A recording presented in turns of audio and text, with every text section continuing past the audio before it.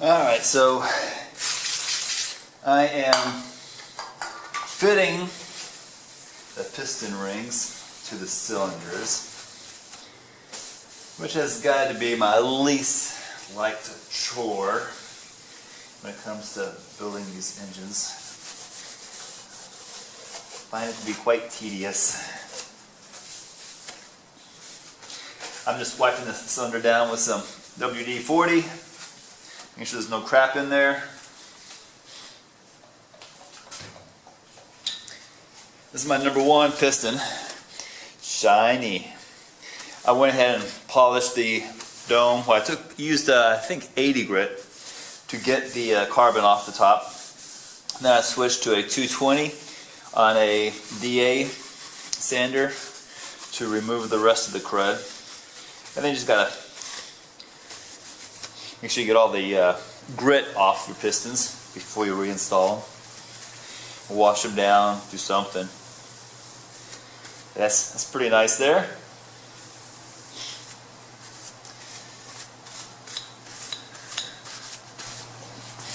Alright, so here's my number one. I'm going to use my piston to square this up in the bore.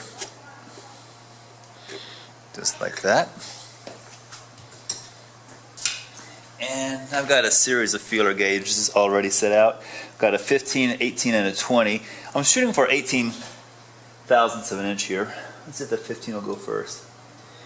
15 still won't go. So we're going to pull that out and we're going to grind on that a bit. Alright, so I grind on that a little bit here. And I'm going to drop that in place. Square it up. And let's see how I did here. Alright, 15 goes. How about my 18? Oh, just barely. And look, 18 hangs up, so that is perfect. They usually don't come out that nice, but I'll take it. Now for the second ring. Alright, so this is my second ring. Drop that in. And this one I'm going to set up just a little bit more loose, maybe 20. It's not quite as critical as that top ring. Alright, here's my 15, drops in place. Here's my 18. Oh, that feels pretty close. This 20 may not go. Oh, it did. There we go. 2 in a row, perfect. I should do them all on camera. Alright, I've also got to check these flimsy oil rings.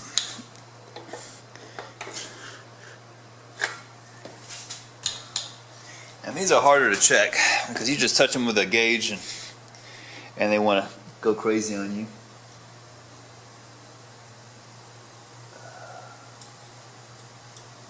That's pretty good there.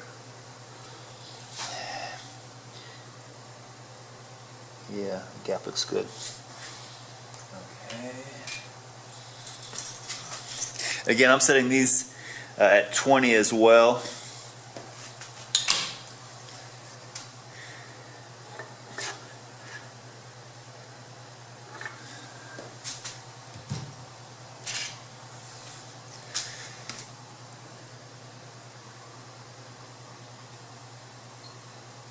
I think this is going to be too tight.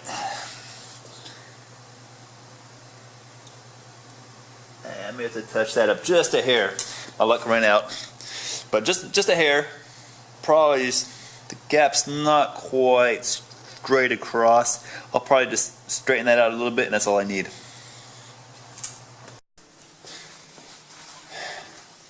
Alright, so now it's time to drop in that number one piston. I'm going to set my crankshaft straight up and down.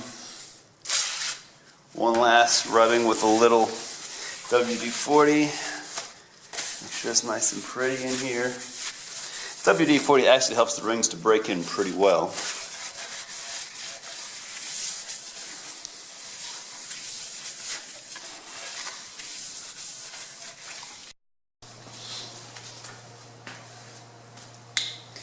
Alright, so got my Summit ring compressor set and chamfer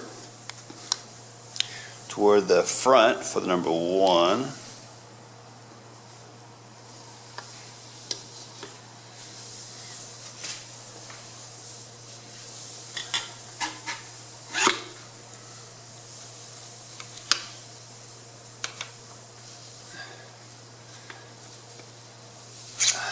And it caught. Darn. Let's do that again. Alright, round 2. Let's try this again.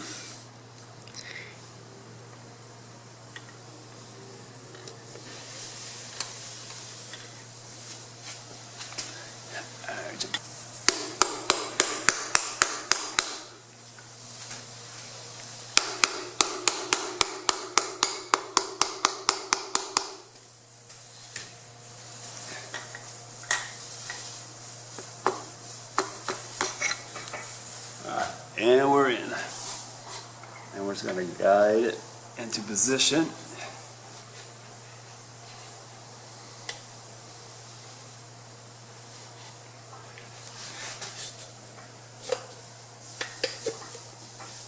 There.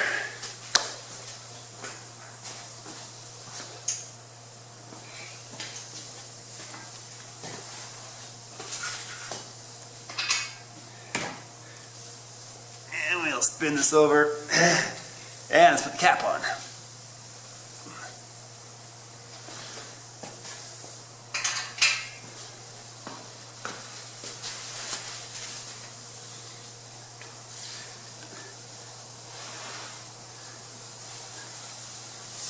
Alright, that's square removal 1.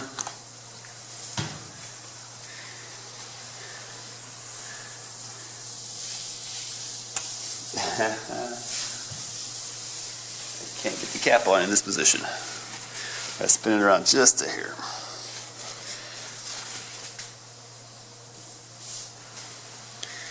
Alright, cap going on.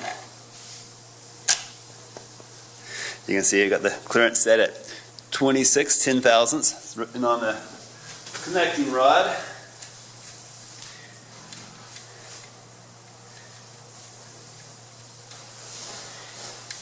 And I am not going to torque this down until I get the other rod in there. I'm just going to snug it up.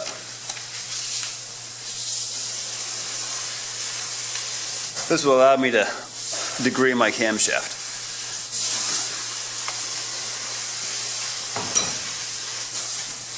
There we go. Number 1 is in.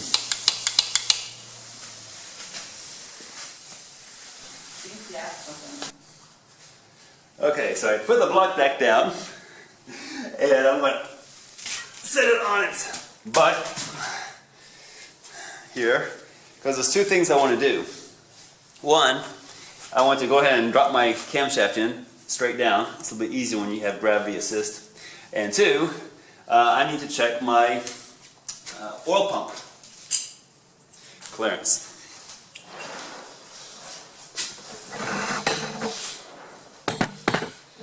Okay, so the oil pump fits on the front of the crank snout like this.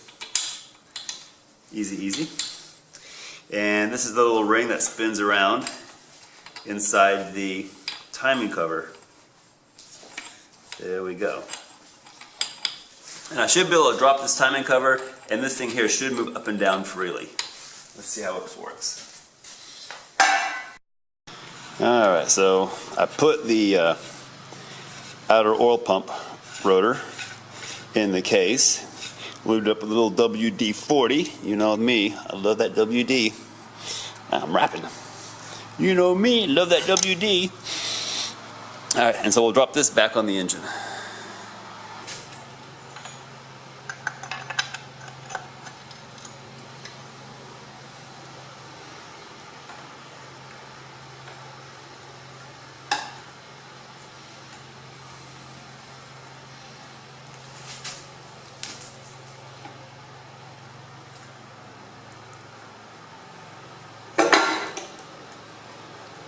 Alright, there we go. so that dropped into place. It's on all the way. You can see right here. You can see that we're all the way down. And this is that outer ring right there. Alright, see how that moves up and down? That's what you want. Alright, Greg Good, this is for you. No binding.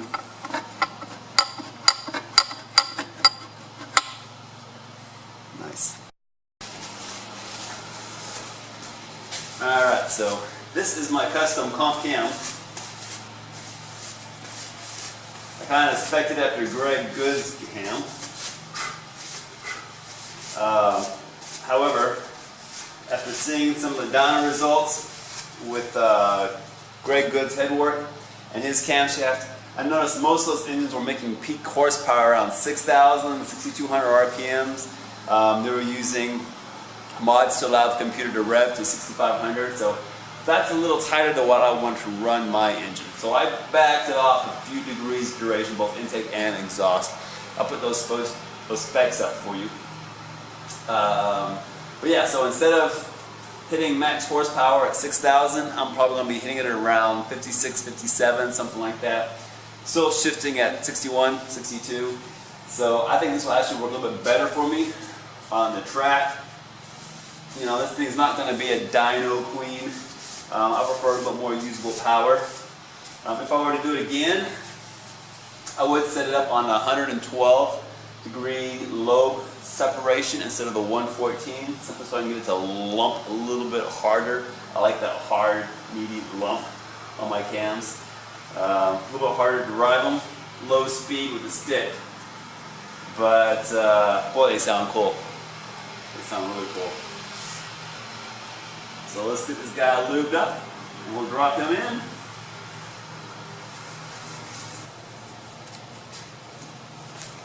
All right.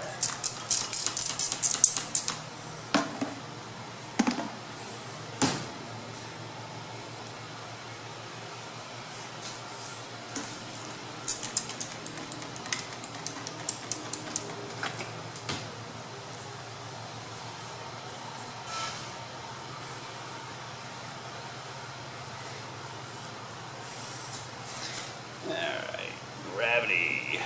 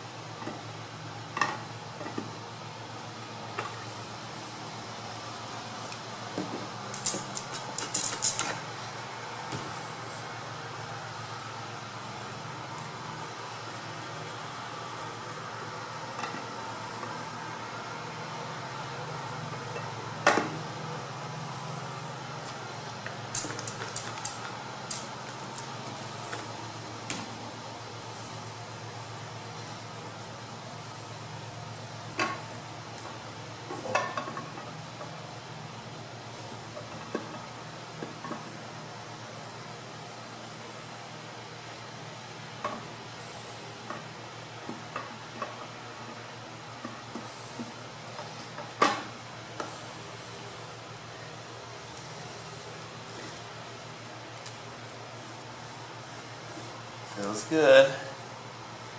Now I should take the sprocket off so I can put my plugs in.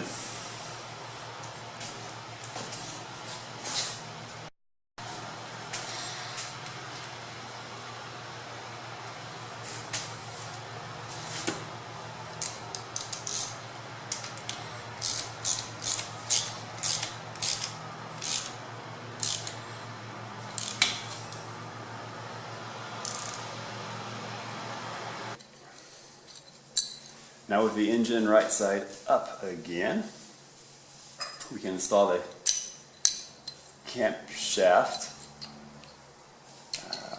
thrust plate. This limits how far the camshaft can move around front to back. They tend to have a natural tendency to go forward.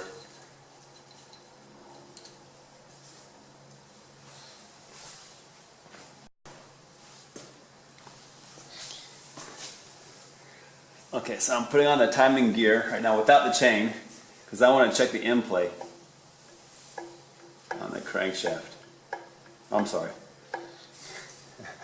The camshaft. Make sure it spins well. And there should be just a little bit of free play so it doesn't bind. And that's pretty good. The manual calls for, I think, up to 15 thousandths of an inch, so we're good. That's a noticeable clunk. So that's good. So we can install the timing chain.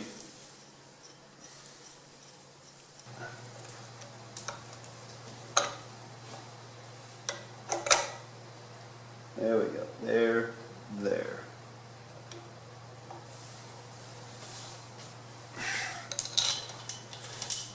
Now we need to degrade the camshaft to make sure we're in the right spot.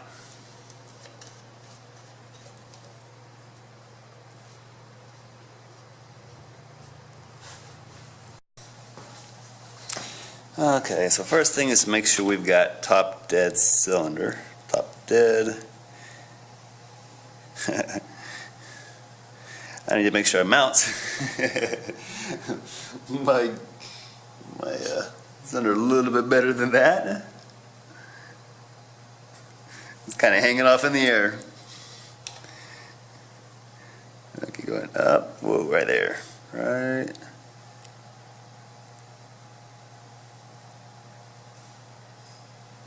There. That's top dead.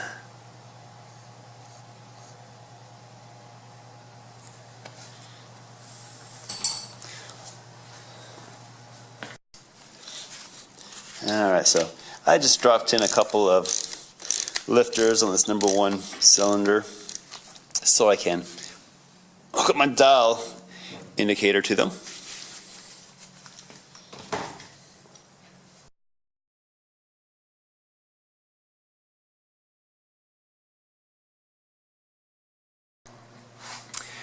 Okay guys, so we're going to check our camshaft before we tighten everything up. I've currently got the pointer set at 0 degrees, roughly, top dead center, and our dial indicator is set on 0. This is a homemade fixture. I just drilled a couple of bolt holes so I could attach my dial indicator. It's just a 1 by 1 inch piece of aluminum, probably 3 inches long here. I drilled down the top, bolted to the cylinder head, drilled down the side, and then bolted my dial indicator into that. Real simple, took me half an hour to make, not a big deal. Cam card says that we should be at 50 thousandths of an inch lift, 4 degrees before top dead center. So let's spin this thing around, okay? So we have ignition, piston's going down, that's at the bottom, it's coming back up, exhaust is open already, and the intake valve should be open. Oh, look, we're already moving here. So we're at 11 thousandths.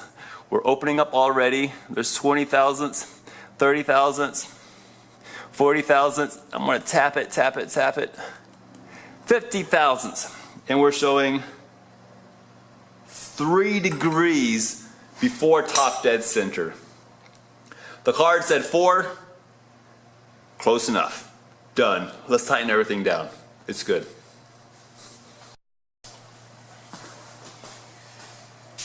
Okay, so we got the camshaft gear bolt tightened to 50 foot-pounds, and now we have to start dropping in some pistons, which means polishing the domes, okay, and putting the ring pack on.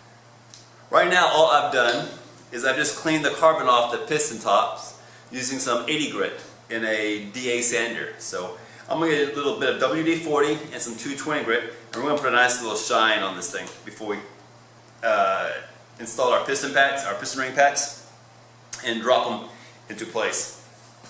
Alright, so here we go, a little 220.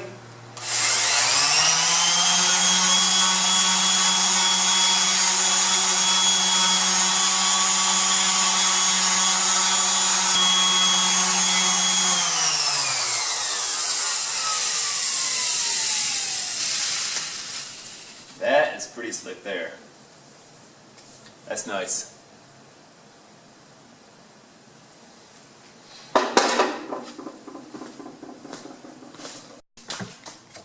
Alright, so I'm just gonna clean out these grooves a little bit here.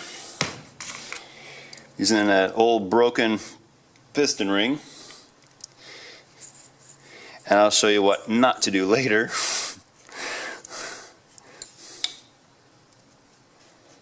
So these are the old pistons from the engine. They've got 50,000 miles on these guys.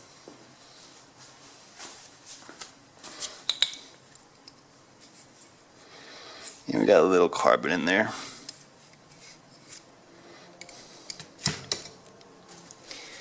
I've got some nice diamond pistons I could have plugged into the engine.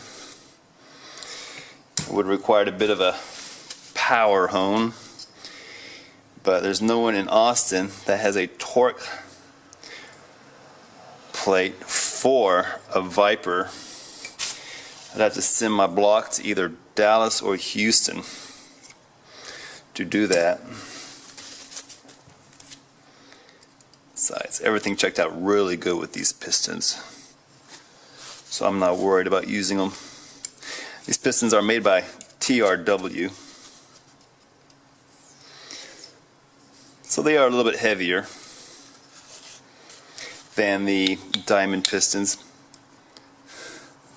Like I said, by reusing these pistons, I don't have to worry about rebalancing my assembly. I don't have to worry about power honing the block. I save a little bit of money, and it keeps things simple.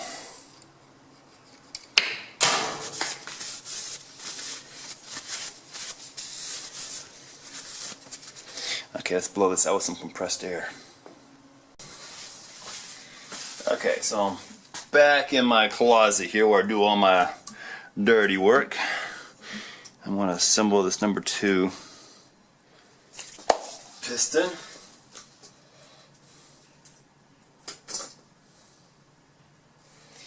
And I need to smooth those gaps a little bit here. Hang on. Okay, I'm back. I just had to deburr the end that I ground just the slightest amount. These things came with about 15 thousandths of an inch clearance. I didn't like that, so I opened that up to about 20 thousandths of an inch clearance.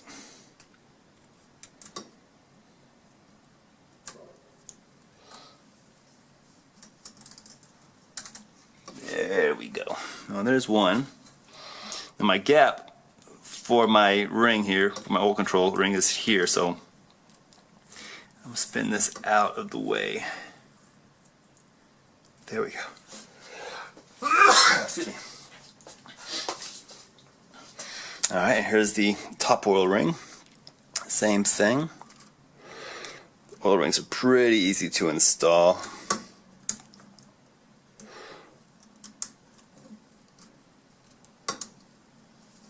Again, I'm going to try to spin that away from this opening here. I don't want any oil burning issues. There we go. So we got these things at about 120 degrees apart. Good. Alright, now the rings. Alright. These things say 4.005 on them. This is the one with the chamfer, so that's a top ring. Okay, so this is the second ring here. The marking is here, TS 4.005, and the taper is on the bottom side. So we'll install this one next. I don't like to twist these things on because you can break them.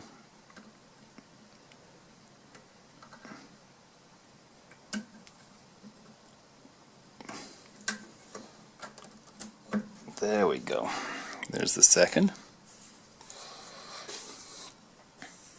And finally, the upper ring. Again, TS4005, tapers on the top side. I'm going to space these gaps across from each other.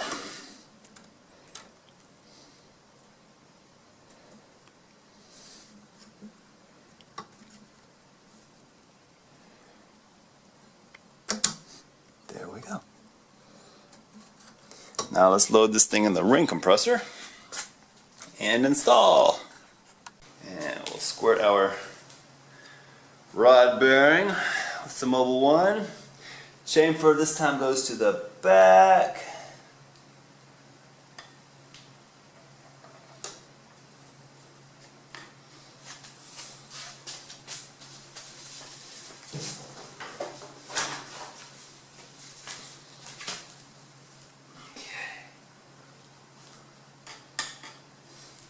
Here we go.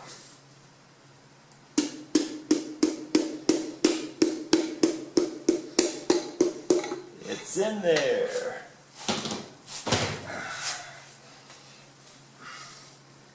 And we're just going to guide it onto the journal. There we go.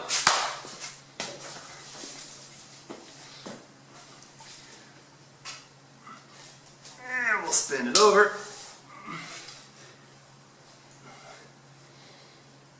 That's good right there.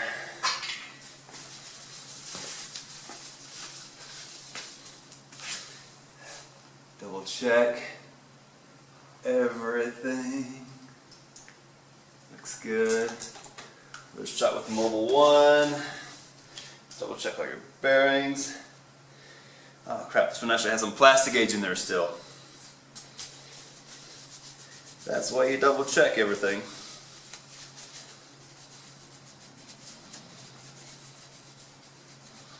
You don't want to assemble your engine with plastic gauge on the bearing shells. That's a big no-no. I probably should use a little acetone here, but I just hit it with some WD-40. See if that will take that plastic gauge off. It's a solvent, right? There we go. Yeah, it's looking good. Okay. Here we go. Make sure you keep the chamfers right.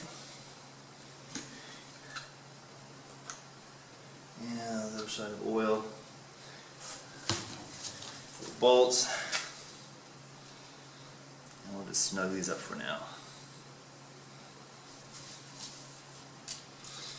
Alright, and repeat.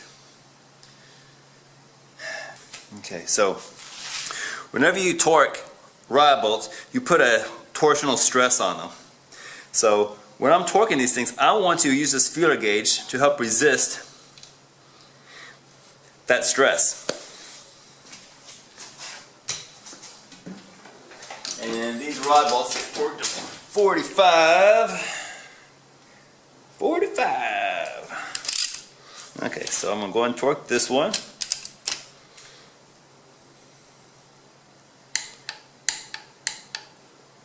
Okay, so this pushes against here, so we're good. This one will push against the rod and here, so we can do this one. But if I were to torque this one, it'd be trying to close up that gap. So I'm going to spin this over here.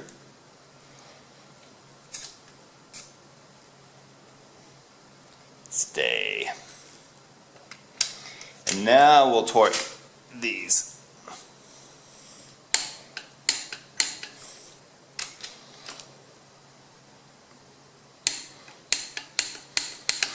Done. Alright. So that's how you properly torque your connecting rod bolts. Okay.